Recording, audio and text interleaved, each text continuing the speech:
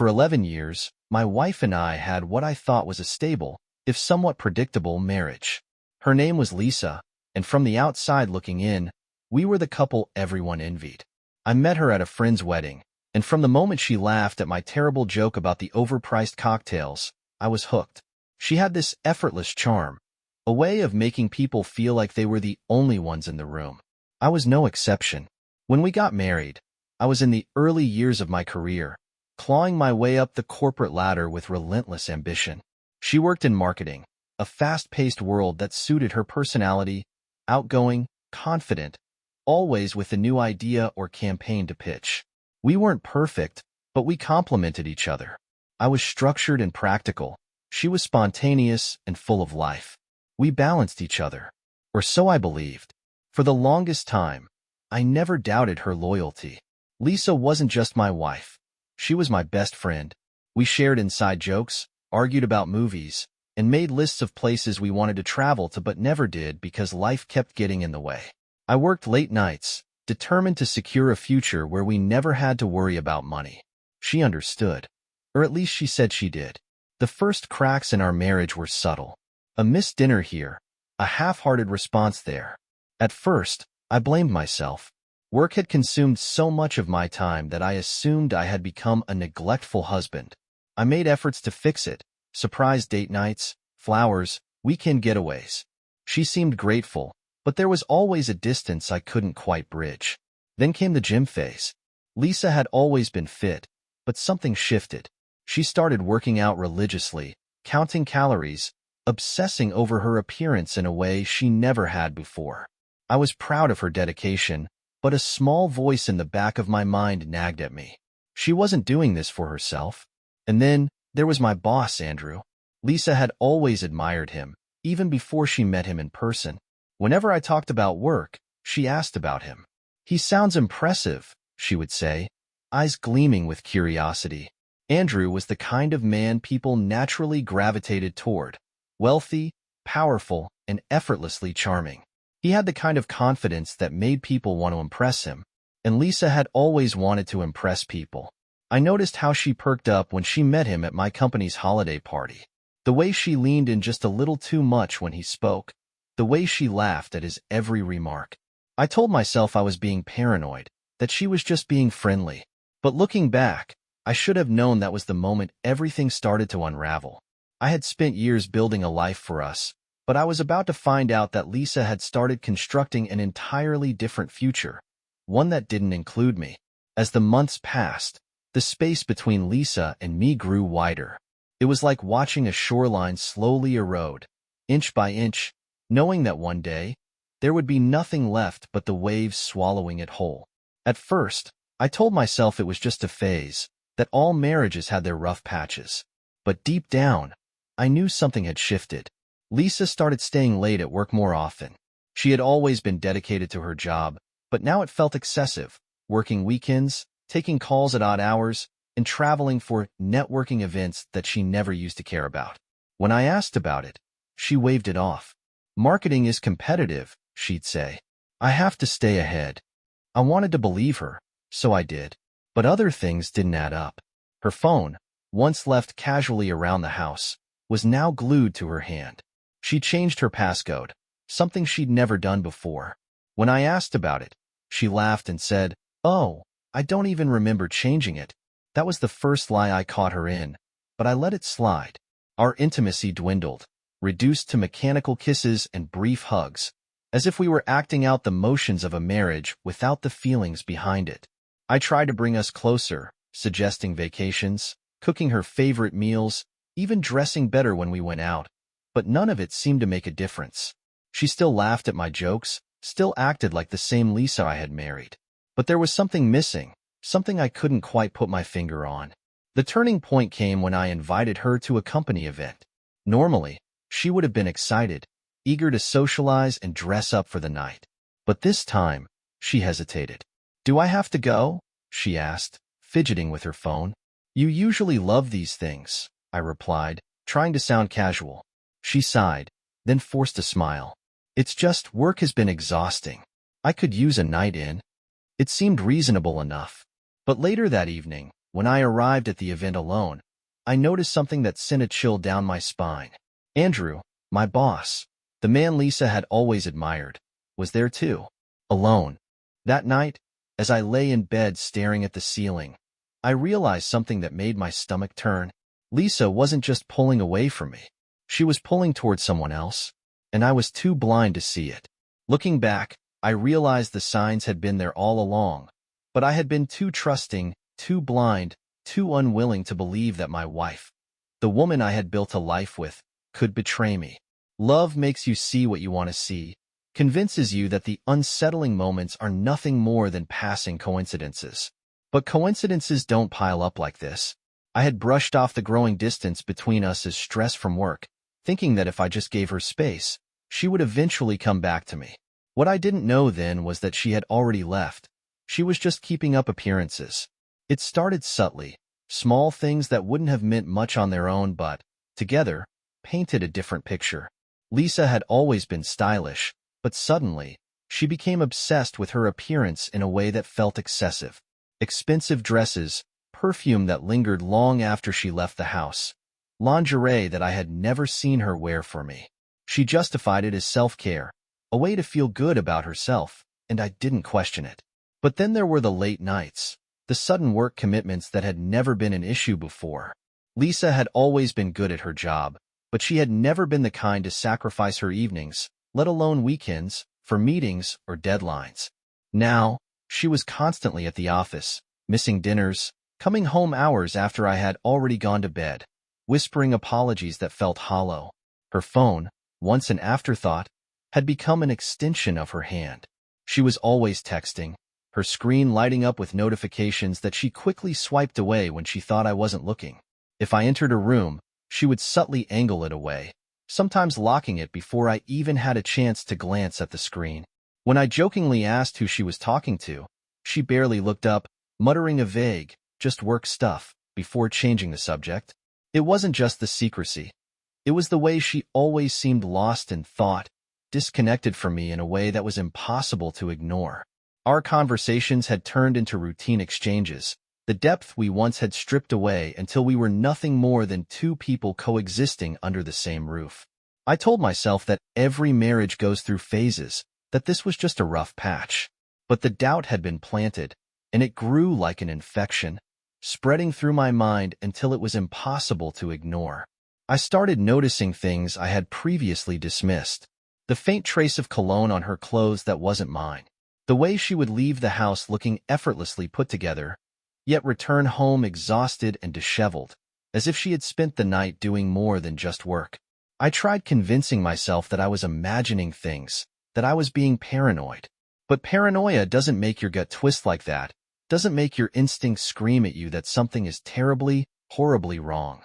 Then there was Andrew, my boss, the man Lisa had always been fascinated by, the man she had spoken about long before she ever met him in person. I should have seen the warning signs the night of the company event when she suddenly didn't want to go, when she made excuses to stay home despite normally loving those kinds of social gatherings. I should have connected the dots when I saw Andrew there, alone, seemingly unbothered by the absence of his own wife. And yet, I had ignored it, telling myself I was overthinking things. But Andrew had changed toward me, too. There was something in the way he carried himself around me now, a smugness that hadn't been there before, an air of quiet amusement, as if he knew something I didn't. When Lisa's name came up in conversation, there was always the faintest smirk on his face, a glint in his eyes that made my stomach turn. I should have confronted her then. I should have demanded answers instead of continuing to play the part of the oblivious husband. But I didn't, because once you open that door, once you allow yourself to acknowledge the betrayal, there's no going back. Instead, I waited, hoping that I was wrong, that I would wake up one day and realize it was all in my head. But deep down, I already knew the truth. I just wasn't ready to face it. The moment my suspicions turned into undeniable truth was one I'll never forget. For weeks, I had been wrestling with the idea that something was happening behind my back, but without proof, it was easy to gaslight myself into believing I was just being paranoid. I kept telling myself that Lisa was busy with work, that she was just going through a phase, that my own insecurities were playing tricks on me. But deep down, I already knew I was lying to myself. I just didn't have the strength to admit it. It started with a work trip. Lisa had always traveled for work on occasion, but this time, something felt different. She was unusually excited about it, packing days in advance, checking her outfits in the mirror with an enthusiasm she hadn't shown in years. I watched her, pretending not to notice the extra care she was putting into her appearance. She was glowing, full of energy, and for a moment, I let myself believe that maybe she was just happy about her job. But a part of me knew better. The night before she left, she barely touched me. I reached for her in bed, but she turned away, mumbling something about being tired. It had been months since we had been intimate, and every time I tried, there was always an excuse. I laid there in the darkness, staring at the ceiling, wondering how long I had been lying to myself. The next morning, I helped her carry her bags to the car. She kissed me goodbye, but it was distant, absent.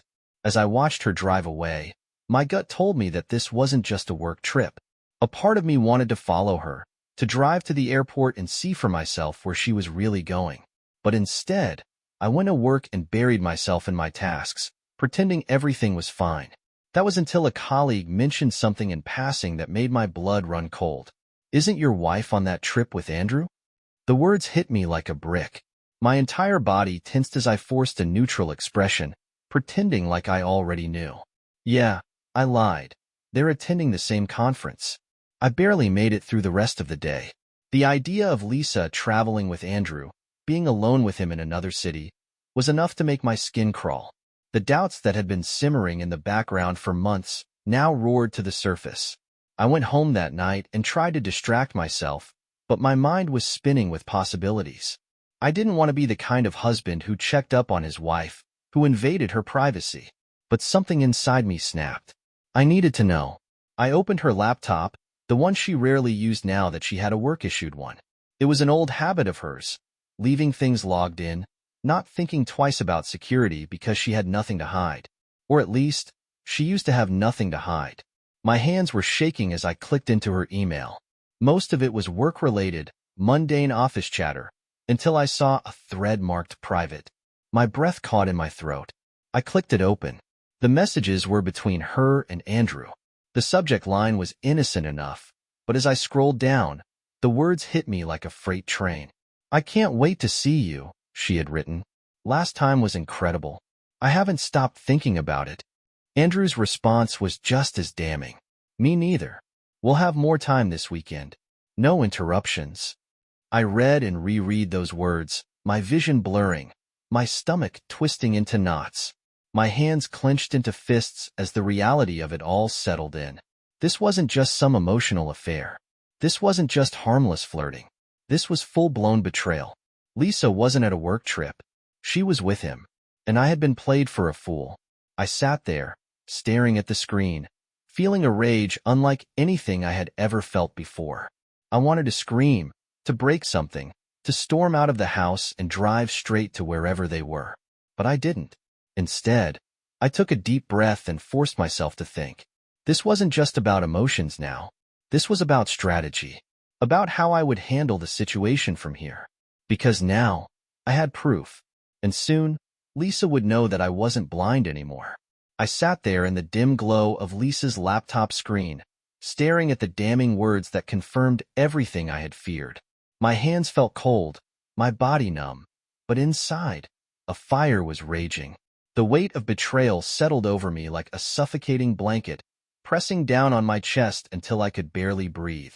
I had always imagined that if something like this ever happened, I would react immediately, call her, confront her, demand an explanation.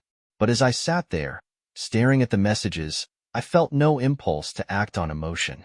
There was no shouting, no immediate explosion of rage. Instead, something much colder settled inside me. This wasn't just about heartbreak anymore. This was about control. I knew I couldn't let her know what I had discovered. Not yet. If I confronted her now, she would deny it, twist the narrative, find a way to make herself the victim. I had seen it happen to other men before.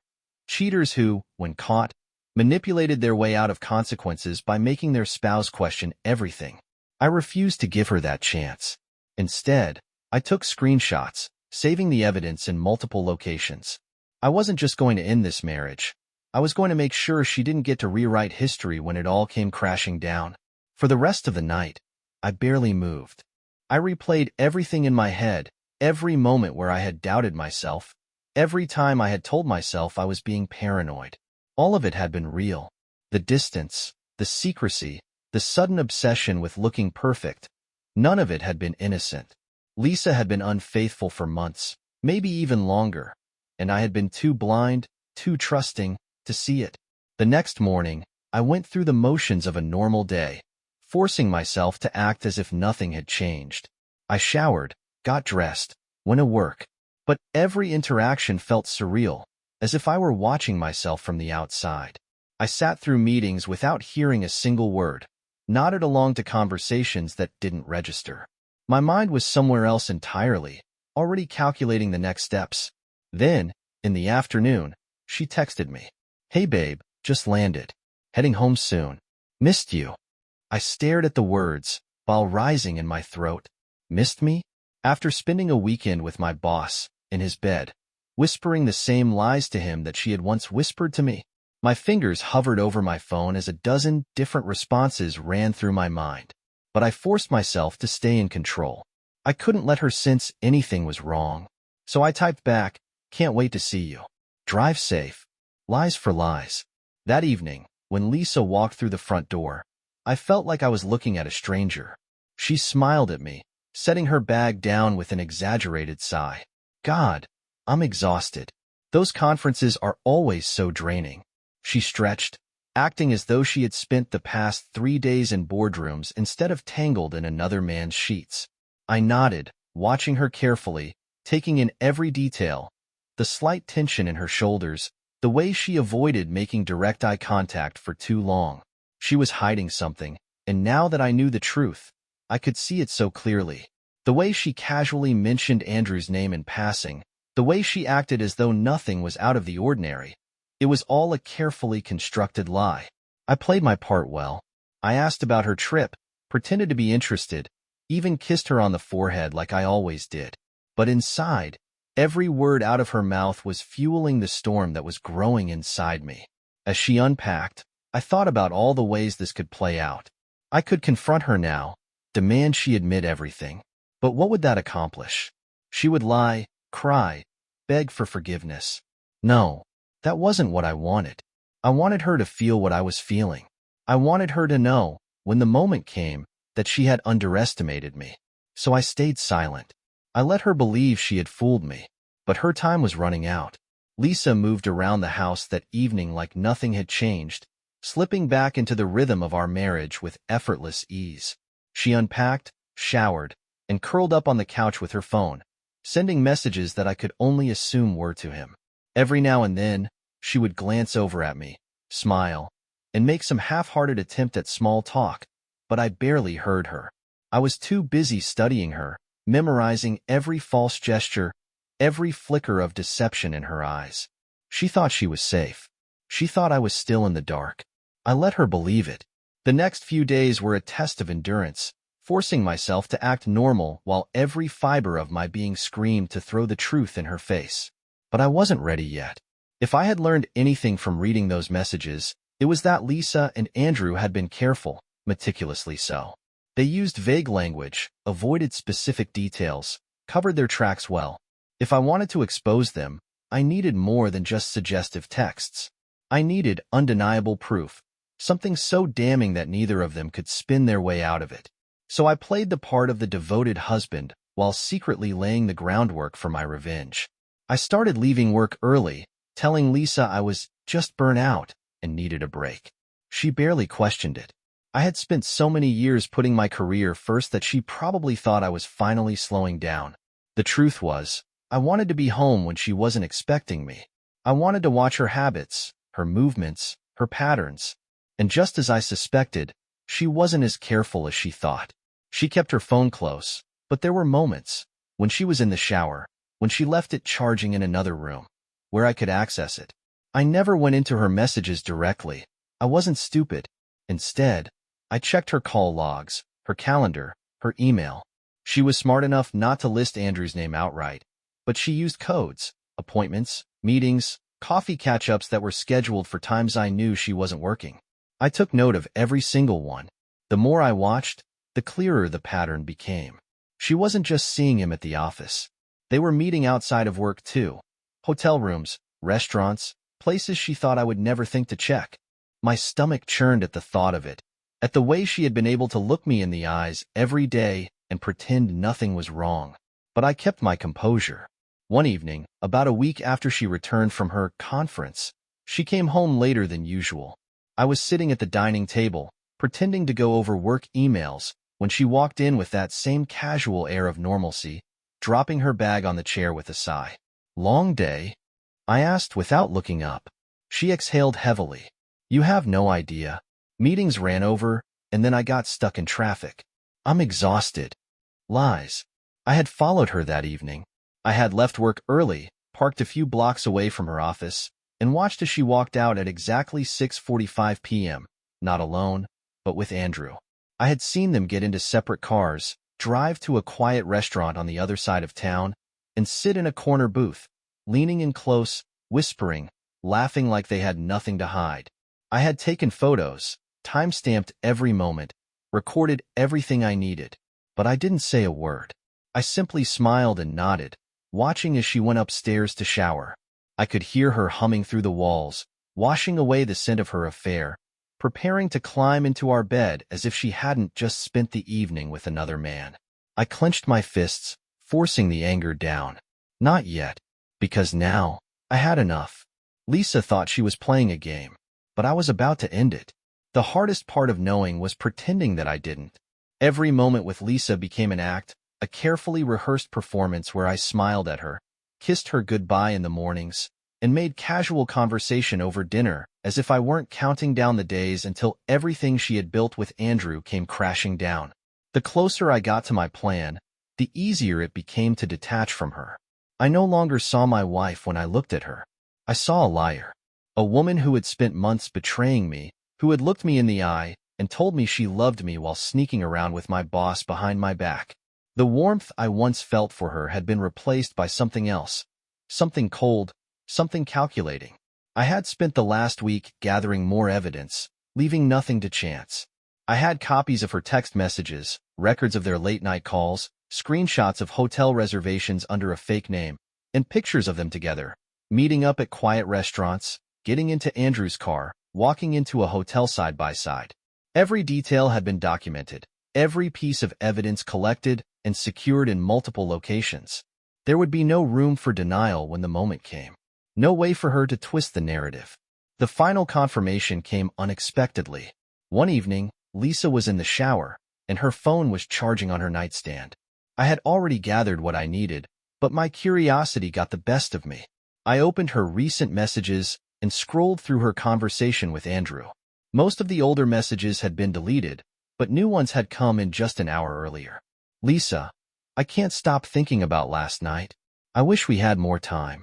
"Andrew, me too. It's getting harder to be apart. I hate sneaking around like this." "Lisa, we won't have to forever. Just be patient." "Andrew, you're right. Soon." I stared at the last message, reading it over and over. Soon. What did that mean? Was Lisa planning to leave me? Was Andrew promising to leave his wife? My stomach twisted, but instead of anger, I felt something else, relief. This confirmed what I had already known. This wasn't just physical. This wasn't just a fling. Lisa had fallen for him. She had been planning for a future without me, while I had been right there, in the same house, still playing the role of the trusting husband. I placed the phone back exactly as it was and walked downstairs, pouring myself a drink and staring out the window into the dark night. The time for gathering evidence was over. The time for action had arrived. I had already spoken to a lawyer. He had seen my proof, confirmed that Lisa's infidelity would play in my favor in the divorce, ensuring that she would walk away with as little as possible. That part was secured. Now, all that was left was to make sure she felt the weight of what she had done. The next step in my plan would require patience. I needed her to believe everything was still normal, that she had successfully deceived me. I needed her to keep seeing Andrew, to continue believing she had all the control. And most importantly, I needed my friend, my inside man, to be in the right place at the right time. Because soon, Lisa was going to realize that the life she thought she had carefully built was about to be destroyed in a single moment. She just didn't know it yet. The moment of reckoning came faster than I expected. I had prepared myself to wait, to let Lisa continue in her deception until she was so deep into her web of lies that she had no way out. I wanted to let her think she had won, that she had outsmarted me, that she had built a future with Andrew while keeping me blind and docile. But fate had other plans, and in the end, it wasn't me who delivered the final confirmation. It was a friend of mine, someone I trusted, someone who had seen what I had long suspected. It was a Friday afternoon when I received the message. I was sitting through another pointless meeting, listening to Andrew talk about quarterly projections with the same smug confidence he always carried. He spoke as though nothing in his world could touch him, as though he was untouchable. My phone buzzed in my pocket, and I pulled it out, pretending to check an email. The text was short, just 3 words, but they sent a surge of adrenaline coursing through my veins. I saw them. I felt my entire body tense, my grip tightening on the phone as I forced my face to remain neutral. I typed back quickly, keeping my breathing steady. Where? The response came almost instantly. At the office. They weren't even trying to hide it. I walked past Andrew's office, and the blinds weren't fully closed. She was in there with him. Close. Too close. It wasn't just talking. I could tell. I read the words over and over, my pulse pounding in my ears. It wasn't as if I needed more proof. I had already gathered enough to ensure she wouldn't be able to worm her way out of this. But there was something about knowing that someone else had seen it, that it wasn't just my suspicions anymore.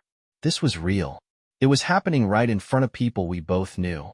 They had become so comfortable in their betrayal that they no longer cared if they were caught. I clenched my jaw, every muscle in my body coiled tight with restrained fury. I glanced up at Andrew, who was still speaking at the front of the room, utterly unaware that his world was about to collapse. He had no idea that I knew everything, no idea that the man he had been betraying was sitting just feet away from him, silently plotting his downfall. I wanted to get up, to walk straight to his office, to put my fist through his face and end it right there, but I knew better. That would be too easy, too impulsive. No, I had waited too long, endured too much to let my anger get the best of me now. This needed to be done right. I responded to my friend with one simple message: "Thank you. Don't say anything. I'll handle it."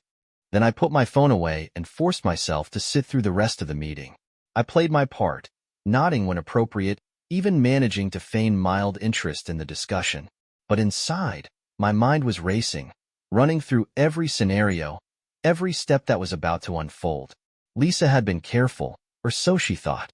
She had covered her tracks well, deleting messages, using vague language, ensuring that no direct evidence could be traced back to her. But she had made mistakes, ones she never thought I would notice. And now, she was about to pay for them. That evening, I went home and waited. I didn't call her, didn't send any messages asking when she would be back. I wanted to see what she would say, how she would act when she walked through that door, completely unaware that I knew everything. The hours passed slowly, and with each tick of the clock, my patience wore thinner. Then, finally, she arrived. The sound of her car pulling into the driveway sent a rush of cold fury through me, but I forced myself to stay calm. I listened as she entered the house, setting her bag down as though it were just another normal evening. "Hey, babe," she called out casually, her voice light, natural, as if she hadn't spent the day wrapped up in another man's world. "Long day?" I turned to look at her, taking in every detail. She had showered before coming home. As she always did on nights, she didn't want me to notice the scent of another man on her. Her hair was slightly damp, her skin fresh, the faintest traces of exhaustion in her posture. She looked at me with the same practiced ease, the same well-rehearsed smile that had fooled me for months. But it didn't fool me now. "Yeah," I said smoothly, my voice even, betraying nothing. "Long day." She walked past me without hesitation, heading upstairs to change, completely oblivious to the fact that this was the last time she would ever set foot in this house as my wife. I let her go about her routine, let her think she was safe. Then, once I heard the shower running, I moved. I went straight to our bedroom, pulled open the closet, and started yanking her clothes off the hangers. I didn't fold them, didn't pack them neatly into a suitcase. No, she didn't deserve that. Instead, I grabbed armfuls of fabric, dresses, blouses, lingerie she had probably worn for him, and marched straight to the window. One by one, I threw them out. The first dress fluttered down to the pavement below, followed by a pair of heels, then a handful of neatly pressed blouses. The pile grew larger, and with every item I tossed, I felt something in me harden, solidify. This wasn't just about throwing out her clothes. This was about reclaiming my home, my life, my dignity. The shower turned off, and moments later, I heard the bathroom door open. Then, her voice, confused, alarmed. "What the hell are you doing?" I didn't stop. I didn't even turn to look at her. I grabbed another handful of her belongings and hurled them out, watching as they tumbled to the ground below. "I know," I said finally, my voice calm but sharp as a knife. "I know everything." She froze. For the first time, I saw real fear in her eyes. Not guilt, not remorse, fear. "What are you talking about?" she stammered, her voice shaky, uncertain. I turned to face her, my expression unreadable. "I know about you and Andrew," I said, each word deliberate, unwavering. "I know about the texts, the meetings, the nights in hotel rooms. I know you spent today in his office, thinking no one was watching." I took a step closer, watching her pale. "You thought you were careful, Lisa, but you weren't." She opened her mouth to speak, but no words came out. I could see the wheels turning in her head, trying to find an excuse, a way to spin this in her favor. But there was no way out. She had been caught, and she knew it. I stepped aside and pointed toward the door. "Get out." Her breath hitched, and for a moment, she just stood there, staring at me as if she couldn't believe this was happening, as if she hadn't spent months orchestrating this exact outcome. When she finally moved, it was slow, reluctant. She walked toward the door, her face crumbling as she realized that there was no salvaging this. No begging, no pleading, no empty apologies would change what she had done. The moment the door closed behind her, I exhaled. It was over, but I wasn't done yet, because Andrew still had to pay. Throwing Lisa out of my life was only the first step. She had played her part in this betrayal, but she hadn't done it alone. Andrew, my boss, the man who had smiled in my face while sneaking around with my wife, still had consequences to face. I wasn't the kind of man who could just walk away without making sure he felt every ounce of the humiliation and destruction he had inflicted on me. He had treated me like a fool, taking what wasn't his, thinking he could get away with it. That was his mistake. I spent the next few days setting the trap.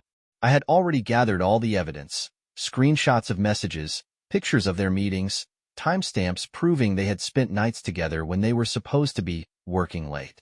But I didn't just want to expose him. I wanted to ruin him. At work, I continued playing my part. I showed up as usual, attended meetings, pretended like nothing had changed. Andrew, oblivious to the storm that was about to hit, carried himself the same way he always did, arrogant, untouchable. He had no idea that Lisa was gone, no idea that I had thrown her out like the trash she was. He probably thought their little affair was still safe, that he had successfully pulled one over on me. I let him believe it. Then, on Monday morning, I struck. I had arranged for an anonymous email to be sent to HR, copying in several executives at the company. The email detailed Andrew's relationship with Lisa, outlining how he had been using company time and resources to carry on an affair with an employee's wife. Attached to the email were the photos, him and Lisa at hotels, messages that hinted at their secret meetings, proof that they had been more than just coworkers. It was a professional nuke, one that couldn't be ignored. By the time I arrived at work that morning, chaos had already begun to unfold. I walked into the office like it was any other day, keeping my face neutral as I passed by groups of employees whispering in hushed tones. I didn't need to ask what they were talking about. I already knew. Andrew's office door was shut, but I could see movement inside. HR representatives, company executives, and Andrew himself, looking more agitated than I had ever seen him.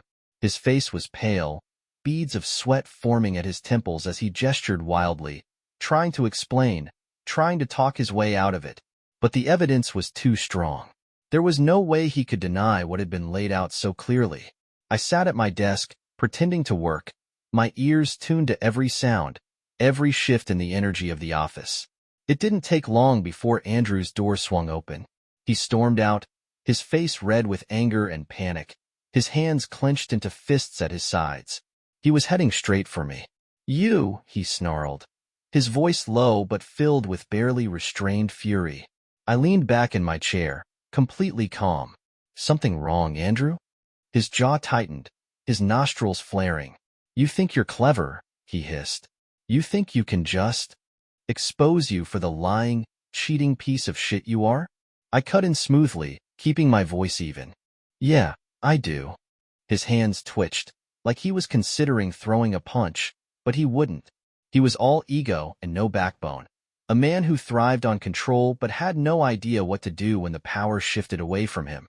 He wasn't used to losing. And now, he was losing everything. I smiled, slow and deliberate. "You should probably get back to your office. I think HR still has a few more questions for you." His face twisted in rage, but before he could say another word, a security officer appeared beside him. "Mr. Andrew, you need to come with me," the officer said firmly. Andrew's head snapped toward him. "Are you kidding me? I built this company." The officer didn't budge. "Now." Andrew turned back to me, eyes blazing with hatred. But I wasn't fazed. I had already won. I watched as security escorted him toward the elevators, his shoulders tense, his entire career crumbling around him. The whispers in the office grew louder. Everyone had heard. Everyone knew. I leaned back in my chair, exhaling slowly. Lisa was gone. Andrew was ruined. But the best part? I wasn't finished yet. Andrew's downfall was satisfying, but I wasn't finished. Getting him fired was only step one. Now, I wanted to make sure that his life outside the office suffered just as much as mine had. He had taken something from me, something I had spent years building, something I had believed in, and I wasn't the kind of man who let someone walk away unscathed after spitting in my face. As Andrew was escorted out of the building, I sat at my desk, waiting for the next phase to begin. The news of his firing spread like wildfire. I could see it in the way people whispered to one another, the way emails and Slack messages were flying back and forth. But there was still one more person who needed to know the truth, the one person whose reaction would put the final nail in his coffin. Andrew's wife. I had already gathered everything I needed. The same proof I had used to get him fired was now sitting in an email, waiting to be sent. Screenshots of texts, images of him and Lisa meeting up, timestamps of hotel visits. I had even managed to pull a few records from company logs, proving that he had used corporate funds to book some of those rooms, something that HR had certainly found interesting. But now, it was time for the personal damage. I didn't send the email right away. No, I wanted it to be timed perfectly. I waited until I knew Andrew would be home, drowning in the aftermath of his career going up in flames. He would be in damage control mode, trying to figure out his next move, probably blaming everyone but himself. That's when I hit send. Within minutes, my phone buzzed. It was my friend, the same one who had spotted Lisa and Andrew together at the office. "Dude, Andrew's wife just lost it. She's calling people, screaming. Someone at the office said she's throwing his shit out onto the lawn." I could almost picture it. The way Andrew had looked at me when he was being dragged out of the building, furious, humiliated, beaten, was probably nothing compared to what he was dealing with now. His wife wasn't just angry. She was exposing him, making sure that everyone they knew, family, friends, colleagues, was aware of the kind of man he truly was. And Lisa? She was about to realize just how little Andrew had actually cared about her. I hadn't heard from her since I threw her out. She had tried calling a few times, but I had ignored every attempt. I knew she was probably running to him, expecting him to welcome her with open arms, promising her that they could finally be together now that the truth was out. But Andrew was a coward. He had never planned on leaving his wife for her. He had enjoyed the affair for what it was. Something secret, something exciting, something that he could discard when it became inconvenient. And now, it was inconvenient. I checked my phone later that night, and just as I expected, Lisa had sent a message. Lisa, I need to talk to you. Please, just give me a chance to explain. I didn't reply. There was nothing left to say. I went to bed that night knowing that everything had played out exactly as I had planned. Andrew had lost his job, his wife, his reputation. Lisa had lost everything she thought she had gained. And me? I had one. But there was still one final step left to take. By the time I woke up the next morning, my phone was flooded with missed calls and messages. Lisa had tried reaching me again. Several times, in fact. Each message was more desperate than the last. She started with apologies, then shifted to explanations, then finally to outright pleading. I didn't bother reading them all. I had already made my decision. Andrew's name was nowhere on my phone, but I didn't need to hear from him to know exactly what had happened. His wife had thrown him out. He had lost his job. His cushy little world had been obliterated overnight, and he had no one to blame but himself. The man who had strutted through the office with unchecked arrogance, the man who had looked me in the eye while sleeping with my wife, had been reduced to nothing. The thought of him alone, scrambling to piece together whatever was left of his pathetic existence, was more satisfying than any physical revenge I could have taken. But I wasn't thinking about Andrew anymore. I wasn't even thinking about Lisa. I was thinking about me. For months, I had been consumed by their betrayal, plotting my next move, building toward this inevitable explosion. But now that it had all played out exactly as I had planned, I felt something I hadn't expected: relief. I thought I would feel empty, like there was some final piece missing, but instead, I felt lighter, as if by finally burning it all down, I had freed myself from the weight of it. I didn't go to work that day. There was no point. Andrew was gone, and I was done pretending that I wanted to be there. I had already put in my resignation, leaving behind a mess of mistakes that would take months to untangle. I wasn't just walking away from Lisa. I was walking away from everything that had been tied to this betrayal. A fresh start, completely separate from the wreckage of what had been done to me. I packed a bag, grabbed my car keys, and left. No grand speech, no dramatic goodbye. Just me, finally stepping away from the ruins of a life that had been built on lies. Lisa kept calling. I blocked her. Andrew's wife, the one person I had never actually spoken to through all of this, sent me a short message that afternoon. "Thank you. I'm sorry for what you've been through." I stared at it for a long moment before typing back, "You too." That was the last message I sent before turning my phone off completely. I drove for hours with no real destination, letting the road stretch out ahead of me. It felt like the first breath of fresh air after being trapped in a smoke-filled room. I wasn't looking back. There was nothing left for me there. By the time the sun started setting, I pulled into a small town, booked a room in a quiet motel, and sat outside, watching as the sky darkened. For the first time in months, I wasn't thinking about revenge or betrayal or what had been taken from me. For the first time in months, I was thinking about the future. And this time, it was mine alone.